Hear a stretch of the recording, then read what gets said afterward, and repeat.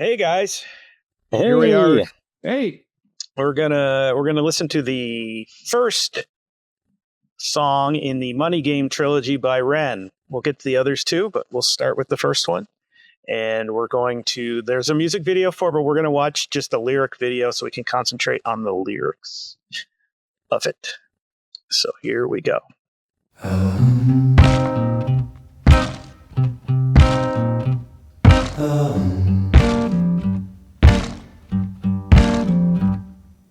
Strange times we're living in, world come put fear in it. Hierarchy parties, they make us feel inferior. Greed runs through parliament in theory. As devils walk among us, they fit the criteria. Eerie theories strike fearing, weary-minded men when we're clearly living in dictatorships. Nearly blinded by illusions to choose, but who's fooling who?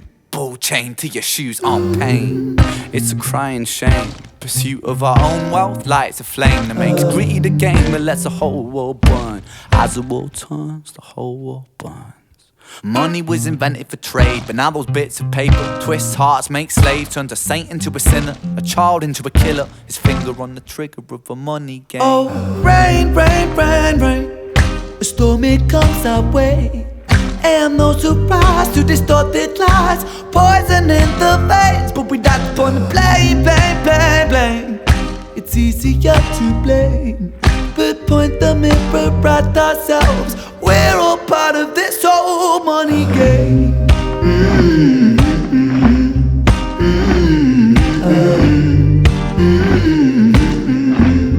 This old money game.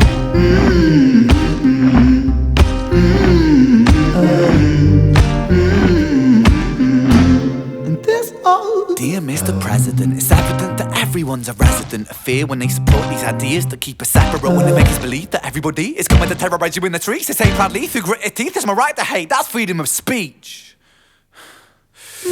When did freedom become a reason to hate? A way to justify a racist slur or insult we make? There's an irony in freedom, because us in the West, we have pillaged and plundered and murdered our savages, colonized all of the rest. It's called hypocrisy. Preach a certain value that you'd never keep yourselves. Your country was in flames, you demigrate yourselves in a second. Still you spit your venom, demonizing immigrants when really you're an immigrant, cause all of us are immigrants or descended from immigrants. Irony is imminent, I'll shed the light on immigrants. America was colonized by Britain, Britain it was colonized by Rome, also colonized by the Saxons. They were German, by the way. You know how people throw shade upon the Germans because of history's pain, and yet we make the same mistakes all again. Demonize a whole people, Jewish or Muslim, the same and the same. Old situations play and repeat, the same old TV shows repeat. Yeah, we worship the bleak. Our opinions aren't our own and we follow like sheep. There's no left, there's no right, in the middle we sleep. Rain, rain, rain, rain. A storm, it comes our way. And those who rise to distorted lies, poison in the veins. But we like to point the blame, blame, blame, blame. It's easier to blame, but point the mirror at ourselves. We're all part of this old money game.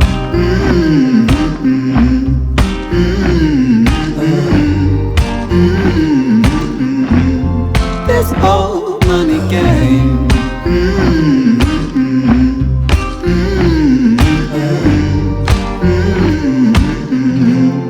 This old money game.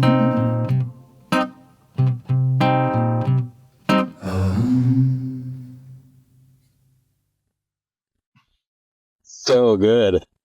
wow. I just love how it grooves, man.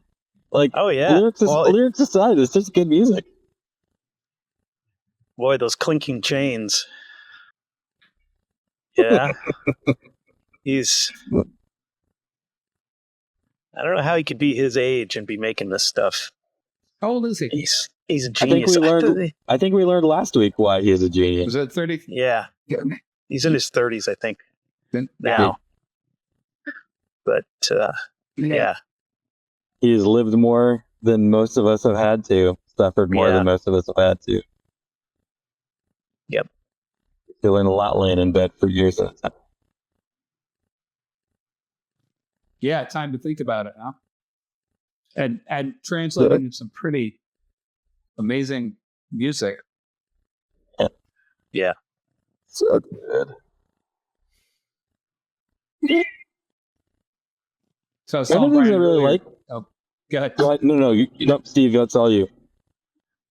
Well, I was just Bryan and I were talking before this, and I listened to Roger Waters live in Amsterdam, and hearing money now, right, and he places it absolutely in our moment, and it's like, wow, how did you know? And partly is because this isn't old, right? This isn't old. We just live in this amplified moment where I think maybe we stopped calling it out. But this is very much in keeping with that song. Yeah. I love how he plays a game with the audience where like he kind of gets us boiled up or riled up a little bit through these stories along the way, but then the chorus always returns to, oh, and by the way, it's you too, and it's me too. Like, so it's such a brilliant way. It's such a brilliant way to suck us in, because of course we want to point fingers and hit the blame, and then, oh, by the way, we're all part of this old money game. Point the mirror at yourselves. Love it.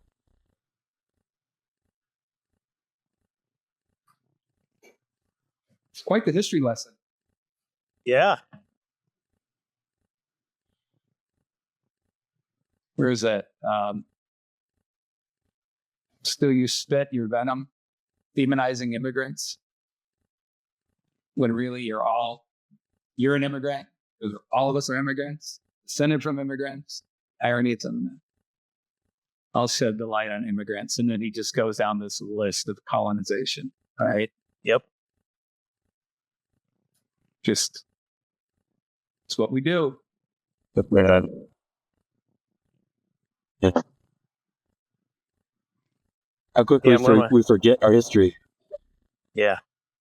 Well, that how leads into one of my favorite lines in it was, old situations play on repeat, the same old TV shows repeat. Yeah, we worship the bleak.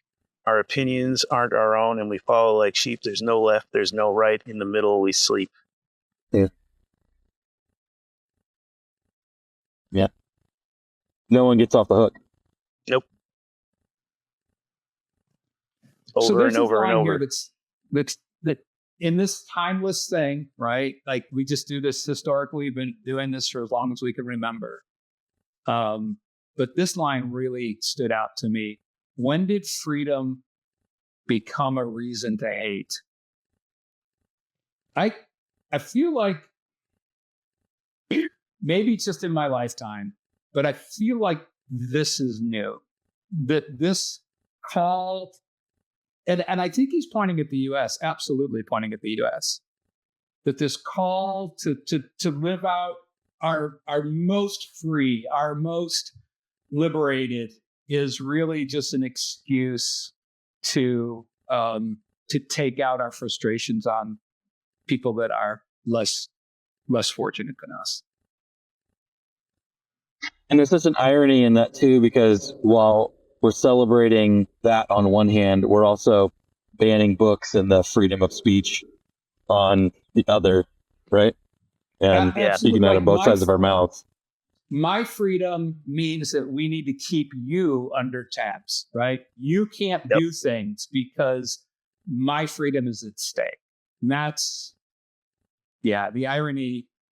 It right now, it's palpable, right? This is true patriotism, is to make sure that only a certain type of people get to do whatever the hell they want. It's my right. It's my right to hate. Yeah.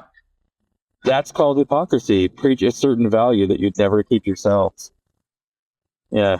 Here we are. Yeah. Yeah. I mean, he definitely calls us out. He says specifically the West. There's an irony in freedom because us in the West, we pillaged and plundered and murdered like that. So, I mean, he's talking about Western civilization, which, he doesn't go through all the colonization of the whole world. He focuses on, on America, which is maybe one of the most recent sort of colonization things that we can think about, and which we have great, hypocritical irony where we ignore the fact that we, pillaged and murdered Native Americans all over the place. But like, he goes back only in the West. He doesn't expand it around to the rest of the world too much. I think it's important to keep us within our story instead of like getting off into other stories or saying, well, everybody does it that way, or again, it's easy to point fingers to other people. Yeah. But we're really, really good, right? I mean, let's face it. What's this line about? Oh, I just lost it. Where is it? About the game. Money was a miniature trade. Mm. Where'd it go? Yeah, it's like 10 lies down. Yeah. Yeah, it makes greed a game that lets the whole world burn. That line just jumped out. Wow.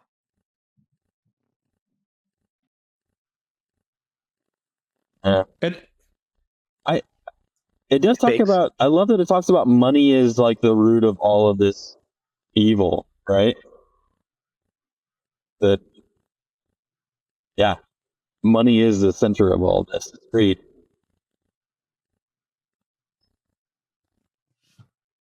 Yeah, but he points out it was started for trade, right? Yep. Money was invented for trade, but now twists hearts, makes slaves. And now more than ever, right? I mean, the gap between how many millionaires, how many billionaires do we have now? Does anybody need to be a billionaire? I mean, and you can't take that much. You can't take that many chips out of the game and dedicate them to a small class of people and expect that not to diminish everybody else's playing chips, right? Which it just isn't enough to go around. Yep. There is plenty to go around. There is enough, for sure. There is. Absolutely. I mean, we have enough farmland in America to feed the world if we didn't waste it all.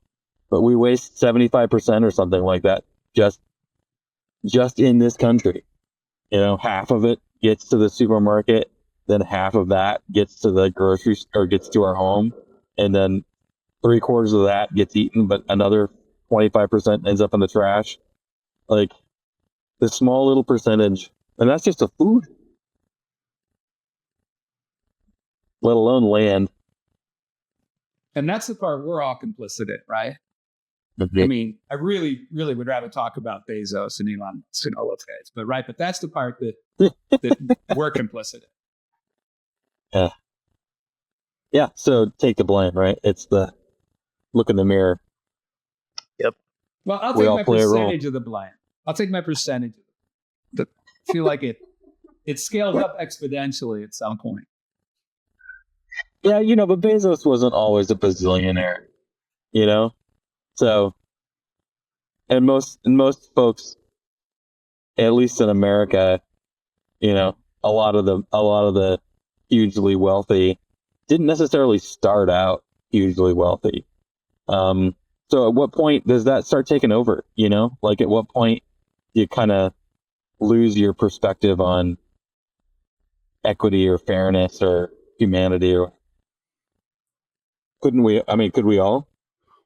So this goes back to, I think, that this freedom idea, right? Because in a way, we created Bezos and we created Elon Musk, right? And the fact that we have somehow disassociated them from responsibility.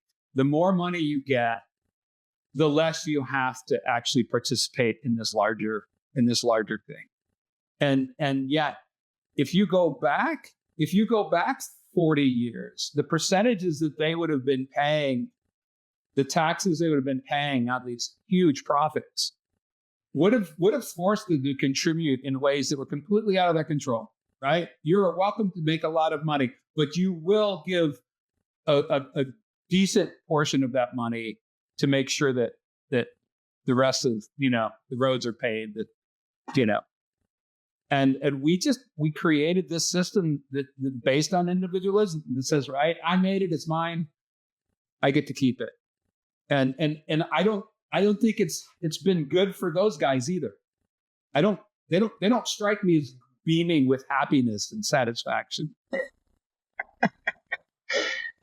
Well, I mean, how many of us are? I mean, the three of us are, white, middle-aged, middle-class dudes, and as much as it feels like scraping by a lot of times, part of the scraping by is because of the level of like expectation that we have to have for ourselves, right? We have to have multiple cars, and we have to have a house that's big enough for whatever, and we have to have X, Y, or Z to kind of meet our continually growing needs, and I remember living in Haiti for a long time and then moving back to the States and feeling oppressed by the opulence, and then ashamed over time that I was being sucked into it, and then almost okay at times over time, like forgetting how I used to look at life and how even I used to experience it. And I just forget, I forget that if you own a fridge, you're in like the top 10 or 15% of the world. And if there's food in the fridge, then you're even higher up. And if there's electricity to run that fridge, you're like top 5% or something like that of the world. Like those kinds of numbers are humbling, but I complain because I don't have enough money to make my garden prettier or whatever.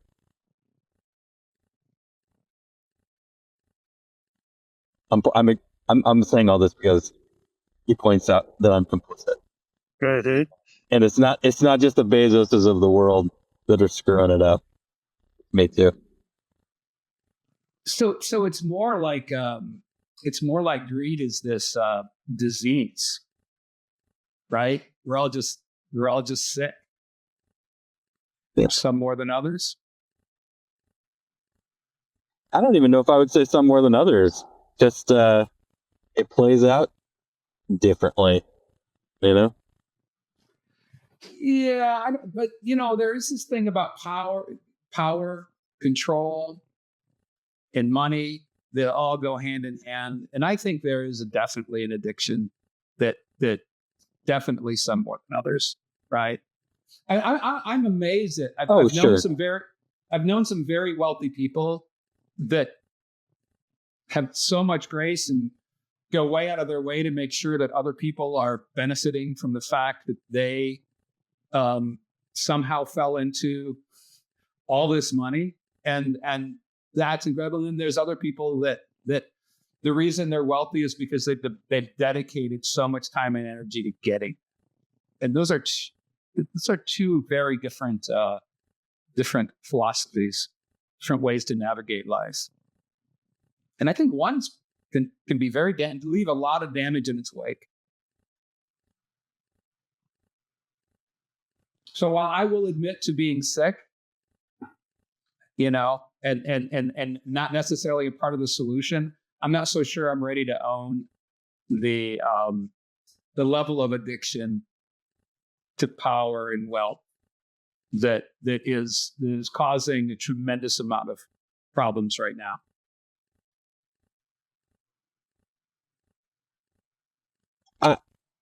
I don't know. For me, I mean, I can't speak for you because you're you, but I think for me, it's more just like scale, maybe. Like, I don't expect to own all that or whatever. I don't fool myself to believe that I could ever have all that. But so if my greed percentage of my life is, if someone who's super wealthy, their greed percentage of life is 80% or something like that, my piece of the pie is smaller, but I don't know that my greed percentage is necessarily much lower. But maybe. I don't know. Yeah, I don't know. As a third-party observer, I would say yours is less than 80%.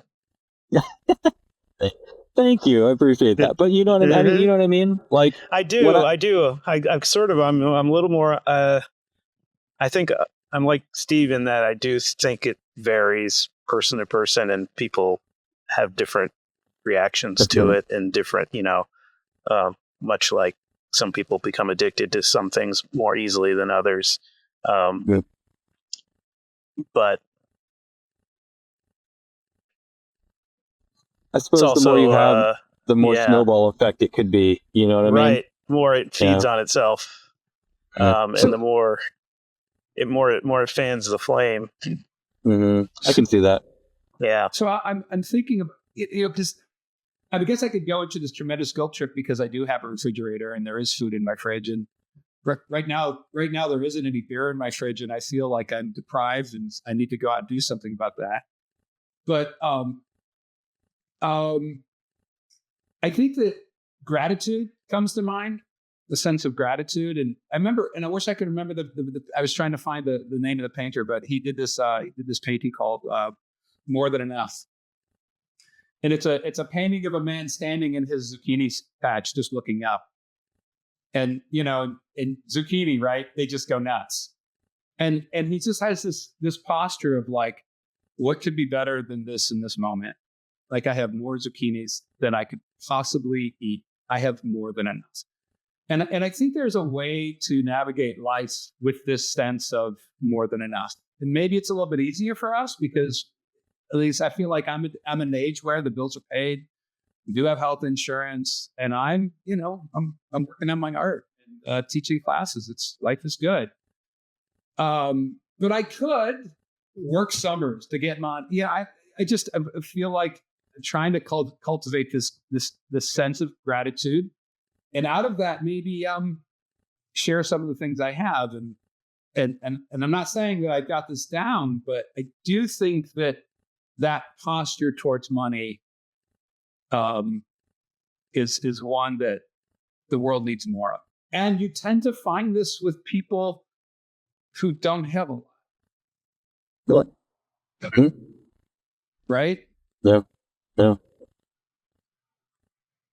I think you brought up a really important word, Steve, and that is enough.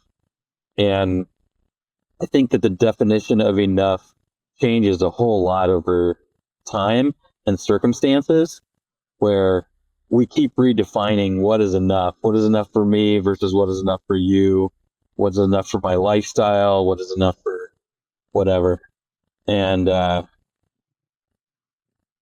think it's a powerful word that we need to spend more time exploring and sort of interpreting for ourselves. But I think we live in a culture where all the trappings tell us that there's always scarcity. That's something. Yep. Right. And two, there's no such thing as enough. Like if we were to adopt into our economics a cap on, I'm sorry, once you hit billion, that's it. It's like, oh, I'm sorry, that is a violation of my freedom. I need to be able to make as much money as why? What can you possibly do with that in a lifetime? Right? So yeah, this sense of what do I need?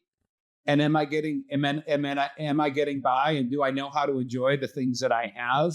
Or do I spend all my time thinking about how to get more? That's something that is probably uniquely Western, and it's a disease we're exporting, I think. Yeah. You never have enough, and there's always somebody coming to get what you do have. Mm-hmm. So this is, you said, Bryan, a 3-part series. This first part seems to be a lot about immigration. At least the second half, or maybe even 2/3 of it's a lot about immigration. are we allowed to know what the next two chapters are about, or you want to wait and reveal those to us when we get them?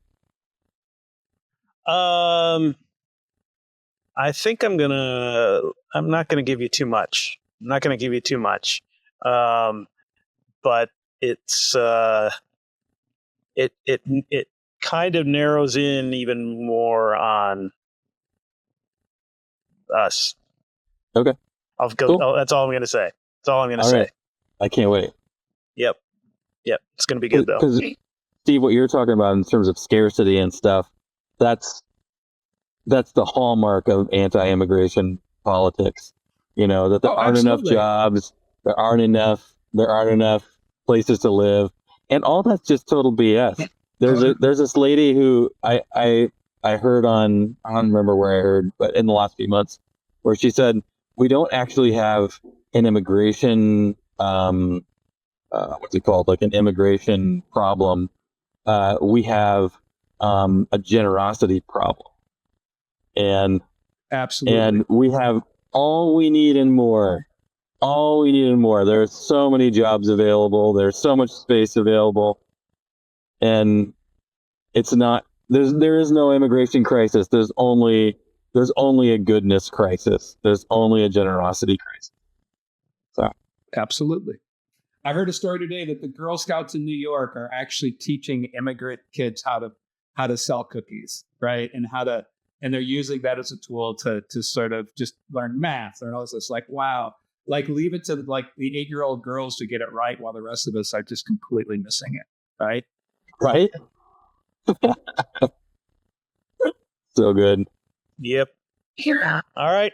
Well, I'll see you guys in part 2. All right. Thanks, Bryan. All right. Thanks, Steve. See ya. Yep.